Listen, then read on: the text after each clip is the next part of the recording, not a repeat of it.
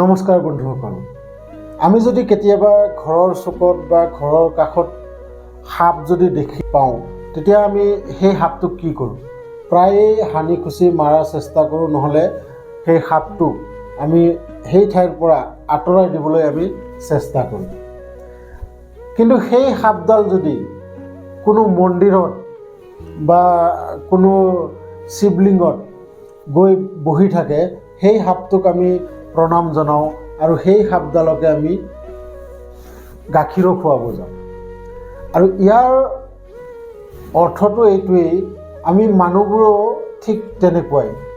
আমি কেতিয়াবা নিজকে অনুভৱ কৰোঁ যেন আমাক মানুহে কোনো গুৰুত্ব দিয়া নাই, বা কোনো মানুহে আমাক যিমানখিনি সন্মান দিব লাগিছিল, যিমানখিনি আমাক দাম দিব লাগিছিল, সিমানখিনি আমাক দিয়া নাই। আৰু ইয়াৰ কাৰণ এটাই, সদায় মানুহে মানুহক তেতিয়াহে সন্মান কৰে যেতিয়া আপোনাৰ পৰিস্থিতি কেনেকুৱা, আপুনি কি ঠাইত আছে, আপুনি কেনেকুৱা, আপোনাৰ চাল চলন কেনেকুৱা ঠাইত আপুনি আছে, আপোনাৰ পৰিৱেশ কেনেকুৱা, পৰিস্থিতি কেনেকুৱা, সেইবোৰ দেখিহে মানুহে আপোনাক সন্মান কৰে।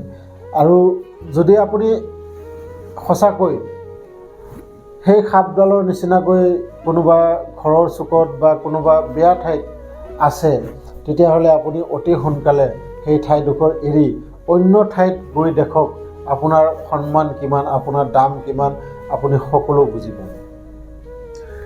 ঠিক তেনেকৈ আমি শিলবোৰ যে আছে, কিছুমান শিল চাওক য'তে ত'তে পৰি থাকে, তাৰ কোনো দাম নাই, মানুহে উজুতি খায়, তাক আৰু দুই এষাৰ গালিহে দি যায়। কিন্তু সেই শিলটোকে যদি কোনোবাই সুন্দৰকৈ কাটি মূৰ্তিৰ ৰূপ দিয়ে, আৰু সেই মূৰ্তিৰ ৰূপটোত যদি ৰাস্তাৰ দাঁতিটো পেলাই থৈ দিয়ে, তথাপি সেই শিলটো দেখি মানুহে সেৱা এটা জনাই যায়।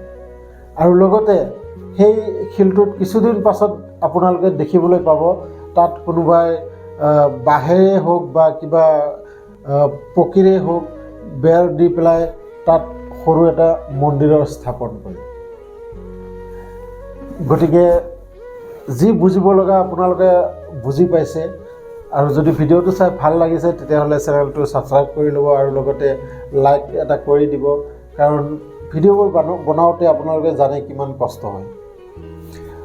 যিয়ে নহওক, লগ পাম এনেকুৱা এটা ভিডিঅ' লৈ আকৌ নেক্সট ভিডিঅ'ত। তেতিয়ালৈকে আপোনালোকে সুখী থাকক, ভালে থাকক।